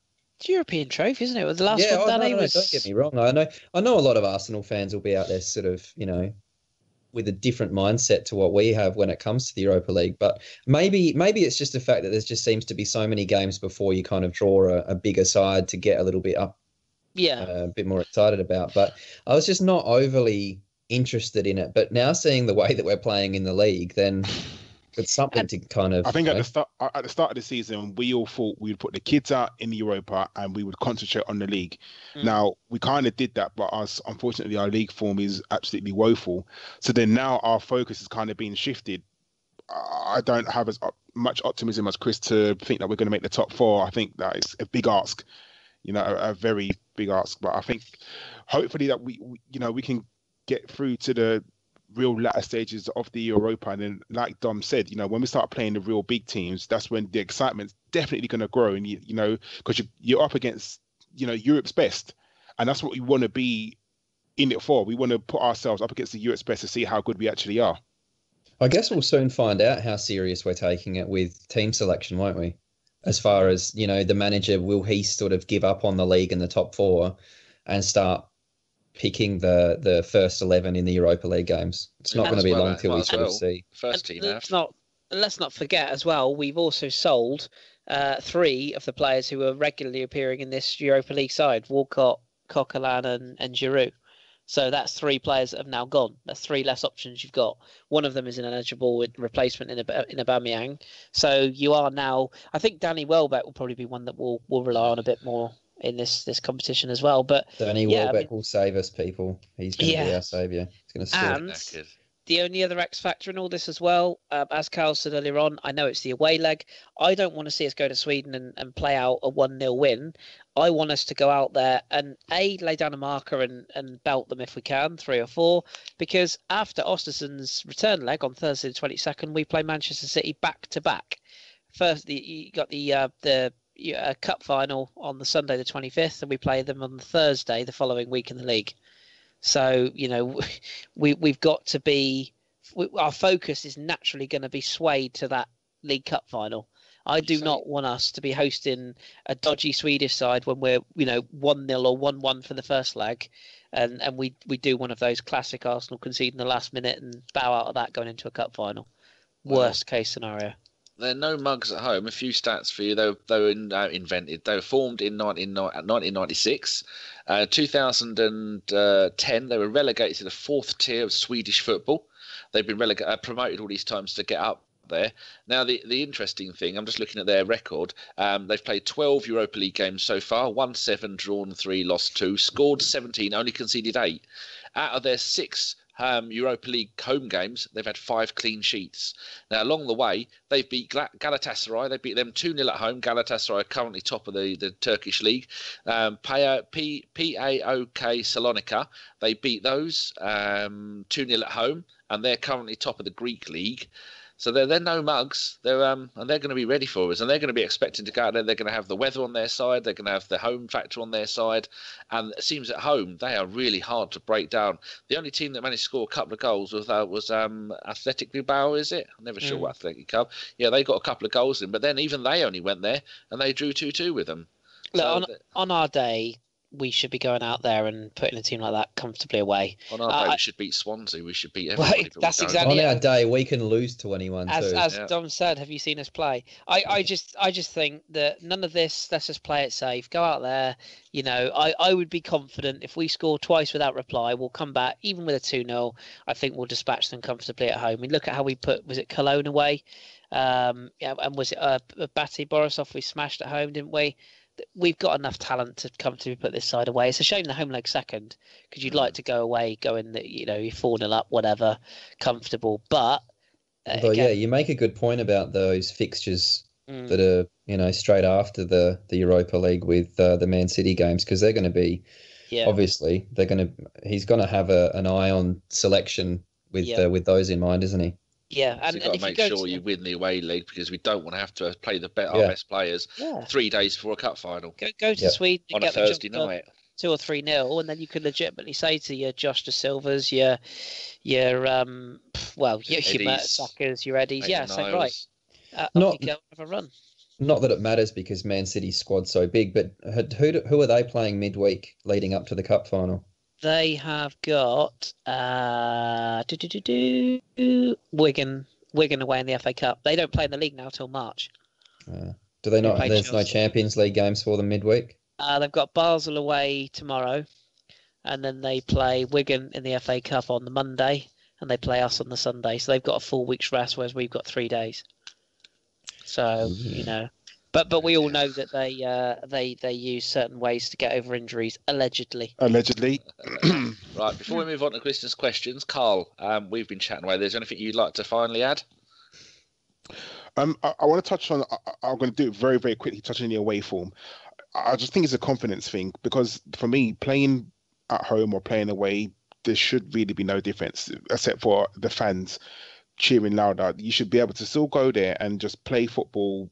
I don't know what it is. It's a confidence thing. I have no idea whether past results have sort of are playing on our mind, because our away form is absolutely woeful. Like you alluded to, Danny, I think it's, the likes of us losing to West Brom and likes of us losing to Watford and to Stoke and people like that. We shouldn't be losing those games. We genuinely should be winning those games. And it's almost annoying, because that, like you've all said, on our day, we are absolutely brilliant. Again, on our day, we are terrible, and there just seems to be no balance why we play so badly away from home. And I just wish that maybe he's going to take the one game, just like Lacazette getting the one goal and he'll find his confidence. Maybe us winning against Ostersund will spark that confidence in us that we can actually go away to a team that, like you said, we're going to be under the cosh in that game, because it's a small ground. The fans are going to be right on top of us. The elements are going to be against us, and we can go out there and get a win. That could really boost us for the rest of the season, to actually go out there with some confidence and come back home and actually start winning some away games. That's very well said. Right, we're going to move on to some questions. So everybody try not to carpenter these. We want to try and get this done in a bit of a hurry. Well, our very own Ginger Josh, he says, I'm not sure who I'm going to give this to. One of the issues I saw from the North London derby was how Rambo missing, and he's put in brackets, and Alexis gone. We only had one player in the starting 11 who craves goals, Pierre. He put Uber, but I'm going to say that wrong. Do we need to dip into the transfer market, or should Jack be more adventurous with late runs into the box, rather than sitting back with Xhaka outside the box as part of the midfield metronome trying to control the game? Dom. Oh, Jesus. Why are you asking me such tough questions? Because if I give it to Kris, it'll take him an hour to answer it. You'll just go, I don't know, move on. Josh can piss off. Not as bad as Ellis, though, is he? Oh, fuck Ellis. Fuck Ellis. Fuck Ellis, damn right. Ellis out. I think, yeah, there's definitely some valid points there for sure. You would hope, though, with Mkhitaryan, Ozil, Aubameyang, there's enough creativity to kind of unlock some defences if things are moving quick enough. And it's just, to me, it's just that sideways movement where everything's slowed down so much that the attacking threat that we have out there is just non-existent anyway, regardless of the personnel. Like Kris said earlier, Lacazette is a goal scorer. He craves goals as well. And towards the end of the game, when they were both on the pitch, it did look like we were able to have a little bit more space and time and be a little bit more dangerous, but it was a little bit too late. I don't know. You're gonna have to ask someone else. That's too hard. Ban him from asking questions. That'll do. Next question is going to go to Chris from James Smalley. He's put Iwobi. Am I missing something? Try and carpenter that when he's only used 5 words. You can only reply in the same number of words that the question was asked. I assume he's saying, am I missing something, as in he doesn't particularly rate him, why are we playing him? Is that how you read that question? That's the gist of most Arsenal fans, yeah. Okay. Why is he there? What's he doing? I'll answer it very simply. I think Alex Iwobi is a fantastically talented, gifted young footballer who has his faults, sometimes does need to work a little bit harder. I do think maybe his focus should be a little bit more on improving his game rather than his Snapchat stories. But he's another one that too many of our fans have written off, the same fans that were lauding him as the next Messi when he scored at Goodison Park on his debut. So, no, he's one of ours, very, very talented. And I think he'll have a very good World Cup. So no, I think he's one we should certainly stick with. But I hope that he's learnt from his recent indiscretion, because we don't want another one of those. We don't want another Alex Song on our hands, do we? You say learnt from his recent indiscretion, as in learnt that he'll get away with it. Well, yeah, there is that. Arsene Wenger, love him or hate him, has put a lot of faith in this kid, and he stood by him. And credit where credit's due, I think we've seen an Iwobi. I think we've seen some good performances since he's come back in. He was good in the game. Was it Chelsea? The game of Chelsea, I think it was. He's had a few good performances. He's very good against Everton as well. Don't rule out young lads. We all make mistakes. I saw somebody, was it in our group, somebody saying, he blew a kiss to a girl after the Spurs game. Yeah, news flash, everybody. Footballers have lives away from the football pitch. It doesn't matter to them as much as Can it you does imagine to us. if some of us were footballers? Oh my God! Can you imagine if John Welsh and Jason Davies were professional footballers? I don't want to think They'd about be that. Blowing more than kisses into the crowd, trust me. Yes, they would, yeah. Whether we like it or we don't, footballers have lives away from the pitch. And it's the equivalent to me saying to Dom, well, what you do for a job, when you finish work, you should always be in your gym wear, and you should always be ready to help somebody train 24 hours a day. Look, people have got lives away from their careers. Don't read into that too much. But to be fair, when you've literally just finished a game away to those wasn't wise. Lost, yeah, I give you that. Yeah, it's pretty damn stupid, isn't it? Yeah, right, what wasn't the wisest? Question for Karl from Shane Lynch. Isn't that one of the boys out of Boyzone? Shane Lynch, yes. No comment. You'd know, Chris. You got all their CDs in with your Nickelback. I once owned a Hanson album. True story. That's only because you designed your hair on them. Right. He says, the majority of fans were bored, moaning with being fourth for a while. This season and last, we're not. Should we embrace the change instead of moaning? Nobody wants to be where we are right now, let's face it. And unfortunately, unless we start improving our results, we're going to be 6. I don't think there's any chance of us being any lower, but like Chris said, everyone above us has got a ricket in them, apart from Man City. Where I believe that we can gain the 8 points to get into 4th place, no, I don't, unfortunately. But all we can do is try and focus on what's above us, and really try and get the points on the board to move our way up the table. There you go. That's a very good answer. Right, one for you, Dom. A short one, because you are probably busy. It's from Man Like Arson. When is Ozil going to be held accountable for not turning up in big away games? Oh, he's gone there, hasn't he? Probably when the rest of the team stop playing like fannies as well. He's got a lot of friends. That's very true. Right, where is this one? One from Marcus Brown, spelt with a K. That's just asking for trouble. For you, Chris, spelt with a K. He says, there are reports that we have around £200 million to spend in the summer. I don't know why I said it like that. Who is the player that is a realistic buy who could help the team contend for the Premier League? Now, I'm not sure if he's taking into account the fact that if we're not in Europe, we're going to get even less revenue, so we can spend even less on wages, which could be the problem, not the money in the bank. But say if we did have the ability to spend money on wages, Well, is it a war chest first and foremost? Because that's obviously key. I think it's a Titanic Yeah, chest. it's got to be a war definitely. It's chest. got to be a Of war course. chest. Yes. Rainy day fund. Well, John Cross will sign it for you. in his Virgin. Is he Arsenal in or out this week? Does anyone know? Out. I'll ask the Cats. He's out this week. Okay. Yeah, The he's- Cats don't know. Just all checking. sorts. Firstly, 200 million is only going to get you what, 2.5 players with wages. So I'll answer this by simply saying there are 3 areas of our starting 11, not just our squad, our starting 11, I think badly need addressing. Goalkeeper, centre back, and holding midfielder. I would throw a winger into that, but that really depends on what we're going to do with Aubameyang and Lacazette and everything else. So, but I think we need a top quality centre half, because as much as I love Laurent Koscielny, Don will tell you his playing time is going to be restricted more and more. And I don't think we can rely on Mustafi alone. I think he needs a steadying presence next to him. The goalkeeper, I've thought for a while, Petr Cech's lovely, and he's been a brilliant servant, but he isn't getting any younger. And I'd love. There's a lot in this Oblak talk, by the way. There's a lot more than meets the eye to that. That is something. Sign him up. He's got 2 hands. That'll do. And he's Than bloody the good. Cologne goalkeeper, because someone tweeted the Timo other day Horn. the state of Arsenal fans. They want the bloke who's in goal for the worst For the team in bottom side. Bundesliga for Yeah, years. Timo Horn is Well, very he's probably good. getting a lot of practice saving shots, though. Isn't he? There is that. If only we had a keeper that we didn't sell to Italy. Anyway, but yeah, I think Poor goalkeeper. Chesney. That's the one I was referring to. And yes, I think, as Dom's already said, the holding midfielder. So names wise, we'd be here all night. Arsenal's still a You big would. draw. Don't want Yeah, to I say he would. doesn't know.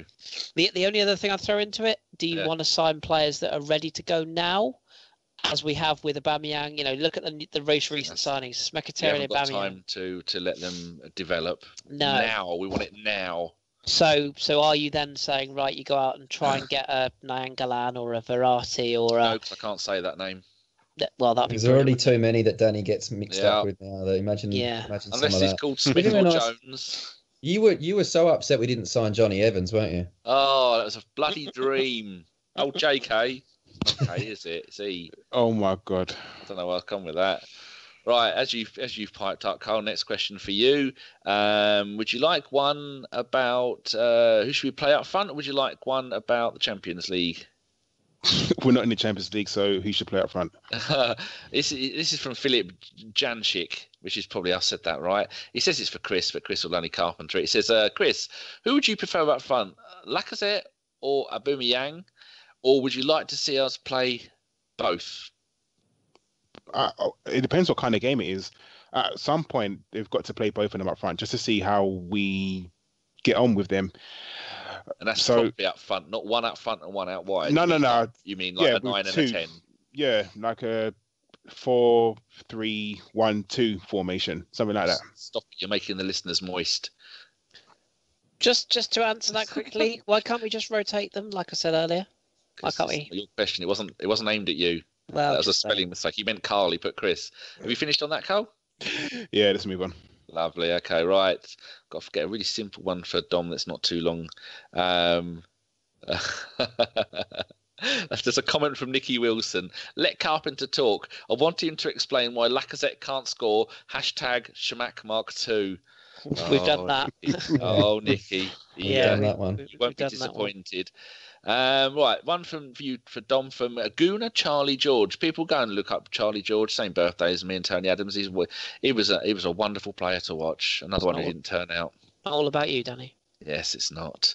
He says, when Wenger eventually goes, do you think that we will stop being so loyal towards the players that spend the majority of their time on the treatment table like we have had previously? Well, what do you do with them though? If they've got these long contracts, and they get injured, then are they? I'm sure there's clauses in these fancy contracts these days that you can't just terminate the contract. There'd have to be some kind of thing that you do. But the problem, I guess, that he's referring to is how the player seems to come back from the injury just in time to renew another contract. And there's been way too much faith shown in players like Arteta and Diaby and whatnot. Short answer, no, I don't think so. I think that some of these players, when they do retire and move on, you talk to Abu Dhabi and he'll sort of talk glowingly about Arsene Wenger and the faith that he showed in him, and how grateful he was, and etc. Because I think they all know that they wouldn't have been given that same grace period as far as injury stuff goes. Okay, we're going to do one more round of questions for everybody. Next one for Kris, from Schwinn. Schwinn, yes. He says, we missed Ramsey's energy on Saturday. He's a big game player with big game goals in him. With reports emerging that he might be leaving in the summer, how concerned are you? A weakened midfield already, and we might lose our most productive midfield on top of that. And that was with correct punctuation, which is really important because I struggle to read at the best of times. Well, I'm going to surprise a few people here. You answer it with one word. Not quite, but I'll keep it short. A particular gentleman in Wales his ears are gonna perk up here.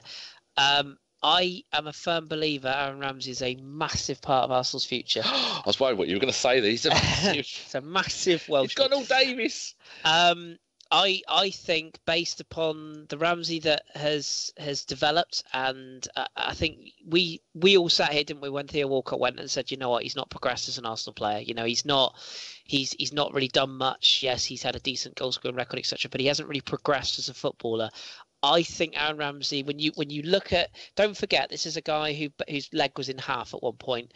I think the player he's become is a huge part of Arsenal's future. My biggest concern with Aaron Ramsey is that if we don't make him what I would deem to be as an acceptable offer, I think he will attract interest from abroad, because he's a sort of player that I could actually see playing at one of the bigger sides in Europe, because he's a very continental style of player.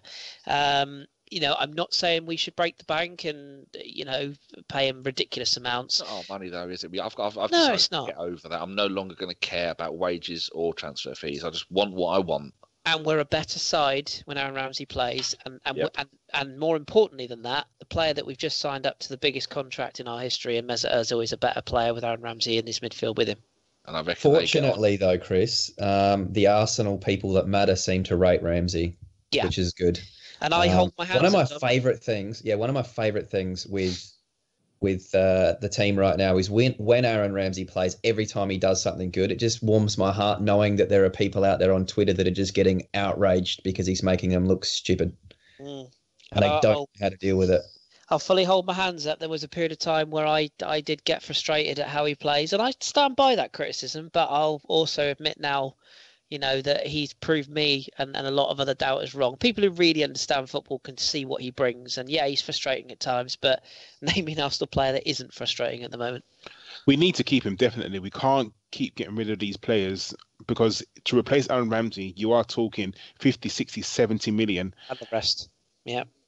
Or you're talking 25, 30 million on a player who might come good, another player sort of from a Lyon, or a younger player who could be brilliant, but also could be, not very good. So a young player, in other words. That's a huge gamble. Good. Hope that answers your question. A comment here from someone called Steve. I don't know if we know anyone called Steve. He says, hope Dan has his finger over and he quotes, stop carpenting the fuck out of it button, or it may be a 6-hour pod with Kris and Dom on it. I don't know what he's implying. Or indeed, it would have been 8 hours if Steve was on here. Steve and Ra would have been here till next week. He was quite disappointed that we had to move things around to so he's going to be on next week. And I think he wanted to have a right old moan about Spurs, but that won't stop him. Right, one for who's next? Oh, the last one's for you, Karl.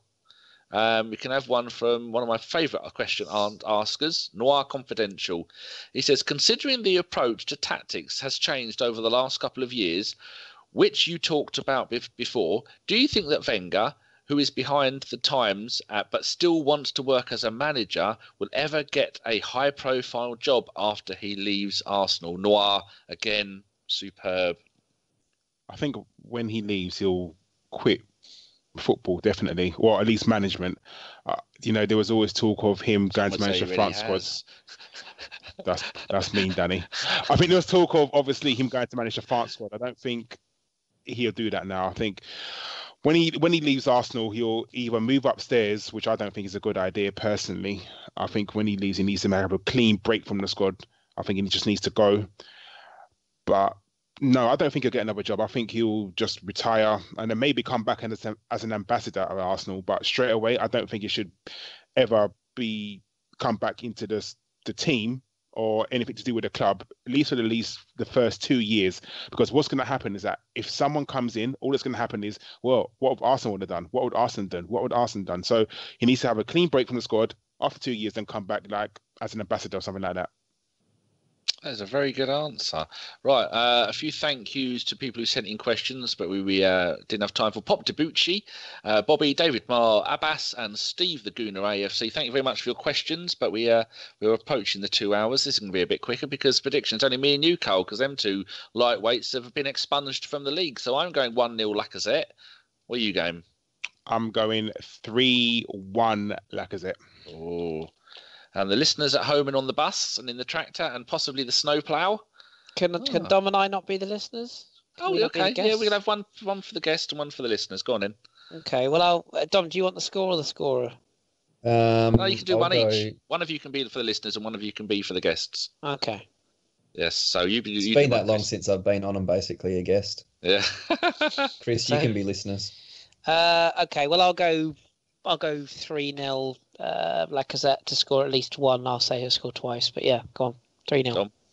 4-0, and it will be Lacazette. I think you people are vastly underestimating what they're going to do. They're going to stand there with snowmen, because I don't think they count as actual players, and they're going to it's going to be like a scene from not Lord of the Rings, what's it? Game of Thrones with the Ice Queen. No, none shall pass. We're going to get a deflected goal. Maybe off a corner. And that's Could they build a snowman in the goal? Is that technically legal? Could they, as a goalkeeper, just build a big snowman? I mean, we're still here. Maybe we could try that, actually. We could build a snowman and give it a neck. We could... Dave the Bin Man. Yeah. Can someone start singing? I want to be a snowman. I was waiting for someone to do that as well. I love that film. Hate me all you want, but me and Sean love it in 3D. That's all of the Ds. That's not the reason why we hate you, Danny. Only part of. Right, is anybody? We're going to finally finish off with gentleman's nods. So we'll start with the newbie, Dom. Anybody you want to give a gentleman's nod to? Just John Welsh's terrible beard, just as usual. Oh, it's itchy, it's scratchy, it's the itchy scratchy. Not John Welsh, just his beard. Yeah, it is. He's a very itchy. John, if you're listening to this, I don't give a shit about saying hi to you. Just give your beard a nod for me. Shit beard. Karl. Anybody you'd like to say hello to? Not hello. I just want everyone to go to Ellis Mail, hashtag fuck Ellis. Everyone, I don't care. Just go at Ellis Mail, hashtag fuck Ellis. Everyone who does that, I swear I'll give a follow to. Yeah. Hashtag fuck Ellis. There you go, people. We're nothing if not classy. Chris, who's the 1,000 people that you want to say thank you to? Only the one, but yeah, absolutely. Fuck Ellis. Who is that guy? But I'd like to give a shout out, and actually, it's kind of an appeal because I need to know this is the same guy. I have a little friend on Instagram. It goes by the name of Pedalo McManus, and I think it's the same one on Twitter. But if it is, I'm not following him, which is just outrageous because we talk quite a lot. On Twitter, he's at McManus Pedalo. I didn't realise he was in Weymouth. We followed each other for a long time, but I don't actually know his full name. So if you're out there, sir, we swap gym selfies quite a lot and we chat all the time. So let me know if it's you, and I will give you a little follow on Twitter, which I'm sure will make your day. Couldn't you just meet up at the toilets like you usually do? That's what everyone's thinking. Well, we follow each other down by the seaside. He doesn't flash his lights anymore, so I can't tell if it's him. But no, he's on a fitness kick at the moment, and he posts pictures as sweaty as mine. So, but no, he's also very, very. He's a good guy. Talks a lot of sense and loves the Arsenal. So, yeah, if that is you, Pedalo, on Twitter, tell me what your real name is and let me know, and I'll follow you. Good. And my gentleman's nod is this Thursday. Karl was meant to be on, but he's not going to be on the radio show because it's his dad's birthday. So my gentleman's nod's going to go to Karl's dad. Happy birthday! Thank you for giving us Karl. Well, that's finding, creating. I'm having to pay for him to go out. Can you imagine that? Fucking don't use London transport. You'll never get there. Fuck you. Right then, I think that's everything covered, isn't it, gentlemen? I think so. Yeah, I don't Indeed. think we're missing any. Probably.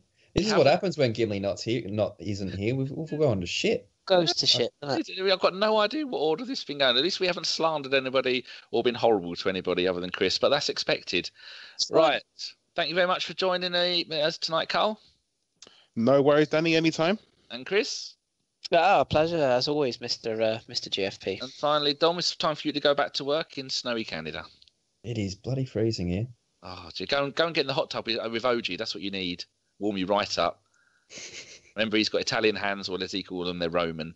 Right. Thank you very much for listening, everybody. This has been a Bergkamp Wonderland and Arsenal podcast. We will be live on Thursday for the radio show from, not from Osterlands, that's where they'll be playing. It'll be me and Mr. Davis, who will have a brand new webcam, HD, and a webcam tripod that you wonderful listeners actually, who paid for it? Stefan paid for that lot with all of his lovely donations. He's a wonderful man. Not sure the world's ready for Davis and HD. I was just going to say that. Davis. He's had his undies in the washing machine for 3 days now, and he's wearing clean undies. So thank you very much for listening, and good night. Fuck Ellis. And here's some more shenanigans after the podcast ended. Thank you very much for listening, and good night. Fuck Ellis. I tell you what, boys, I got fucking HD. I look like a right cunt, I do. I'm going to put the heating on. This is ridiculous. I've got to work this morning, couldn't find my willy, had to sit down to take a piss, and I don't know whether it's come back. I've got that all year round. Hashtag pray for Dom's knob. It looks like a button mushroom down there, I swear. Have you found any more skunks? That's all we want to know. No, it's too cold for the skunks. You did see the raccoon video, though, didn't you? Oh, that's what I meant. The raccoon, one you chased around the bins. Yeah, they're like the neighbour downstairs obviously does some kind of rep work for food companies, and he had a bunch of stock in the garage, and it lured them all in, and they just tore it to pieces. I obviously didn't stop them because it was hilarious. And my housemate went down there the next morning to go to work, and they were still down there. They were just putting away the calories like you would not believe. They're nothing if not determined. Oh, it's amazing. And their little hands, little bank robbers. And so he obviously came out and saw that his stuff has just been torn to pieces, and he packed it all up. So there's not been anything out there for them to lure them in. I'm thinking of going and getting a big bag of cat food, though, and just leaving it out on the on our balcony and see if they can lure them up again. But then I'm worried that cats will come over. I don't like cats. You'd have Gimli around your barrier if you leave cat food out. He'll be out there hoffing it up like there's no tomorrow. Bloody hell. He's too busy. He's going to dry his socks. Yeah, poor boy. He's not happy. I think that's the second or third one he's had go, but luckily it's carpet. It's not carpet. It's wooden floor. So he said he'd been mopping it up for 2 hours. Wow, that's annoying. And all the fish are going to be dead, I think, maybe. Or maybe no, he keeps them in his pants, doesn't he? So there'd been no fish in there. They're all in his pants. Is it moist down there? Can you eat them? You can't want to let them go to waste. Probably. Maybe not. I've had to order my dinner by text from Chili Bite in Huntingdon. My mate Shazzy owns it, and he told him what I want, and he said, "Well, get it done." Skills. Yes. Oh dear.